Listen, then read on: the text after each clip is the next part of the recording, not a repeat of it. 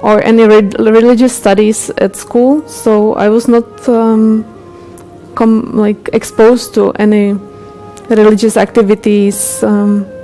We didn't go to church even during Christmas. It was just a family gathering and happy times when we were exchanging gifts.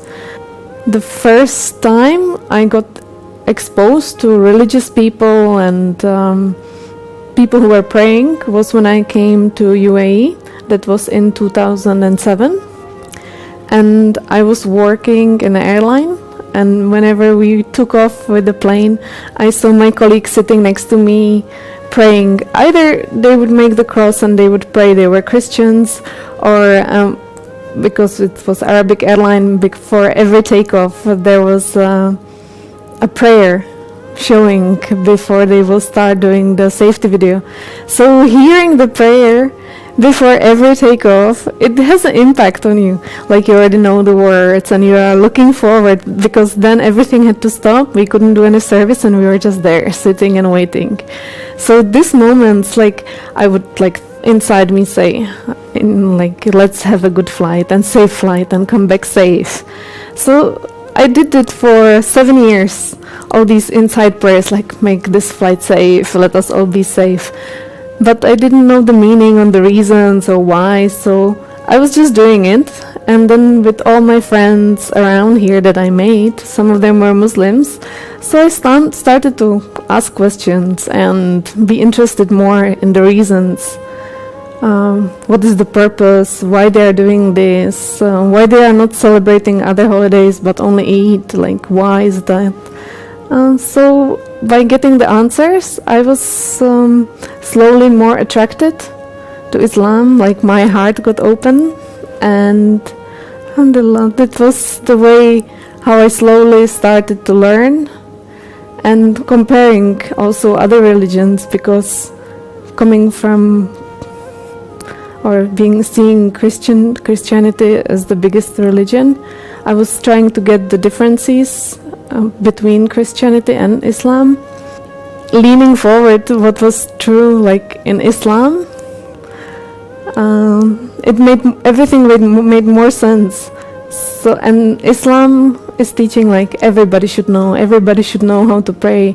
Like, you don't need a priest to forgive you. It's just you and your relationship with Allah, that He will be the most forgiving whatever you are doing. So it's your relationship with Him. You don't need anybody in the middle. So what really got to me most was by learning the differences between Christianity and Islam, finding that Christianity divided into multiple categories, having different sects, and Islam stayed the original one since the beginning. It didn't change. So the same words, the same prayers, the same acts that were performed years ago are still valid, and by doing them, by acting them, you are having the relationship straight away with Allah. There is no priest in the middle, there is nobody. You just need the Quran, you just need the book, you just need to read and educate yourself, and the guidance comes straight away. Of course, you might have some questions, you might need some help, and the imam from the nearest mosque or Islamic center is there for you to guide you or explain to you further if you have questions. But once you learn it, once you start practicing it, then you can go ahead and you don't need any more of guidance how to do it properly, only maybe just to refresh yourself if you get lost again. But you don't need a priest, you don't need to pay for forgiveness, you just pray and you will be forgiven, because Allah is the most forgiveful. So yeah. Before converting, by living here in the UAE more than 7 years and interacting with the local people, with the Muslim friends, I never encountered anybody pushing me to come to Islam. it had to come from me, the first step. So once I did it and I converted, suddenly everybody was interested. Like I became like a celebrity. It was so funny and so nice. Like people at work. Now I changed my job. I'm not flying anymore. I'm in the hospital. That's very nice.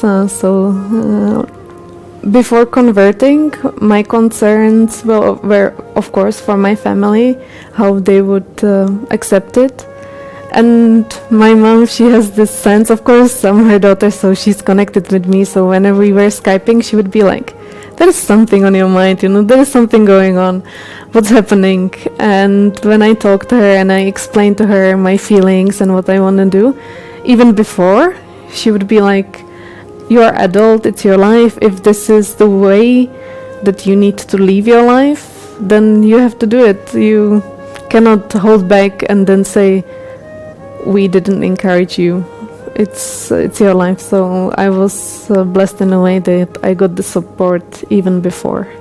This is my new life. I want to be a good person. Like nobody will say, oh, do you really want to be a good person? No, nobody. You just need to make the first step and everything will fall into place. That it's not bad. It's nothing is wrong. And with the time, they will overcome. Maybe if it will be your parents or your best friends, maybe give them 1 year and they will see that you really didn't change. You're just praying and you're worshipping one God, and that's the whole change. Ask yourself also these questions. Do you believe that there is only one God? Do you believe that He doesn't have any partners? Do you believe that there is an afterlife? If you ask all these questions and your answer is yes, then nothing should stop you, because you never know if you will wake up the next day and go to the nearest mosque, go to the nearest Islamic center, ask them for advice. Every imam, he will ask you again, like, are you sure? Does it come from your heart? And if it comes, then there is no reason why another day you should not be a Muslim.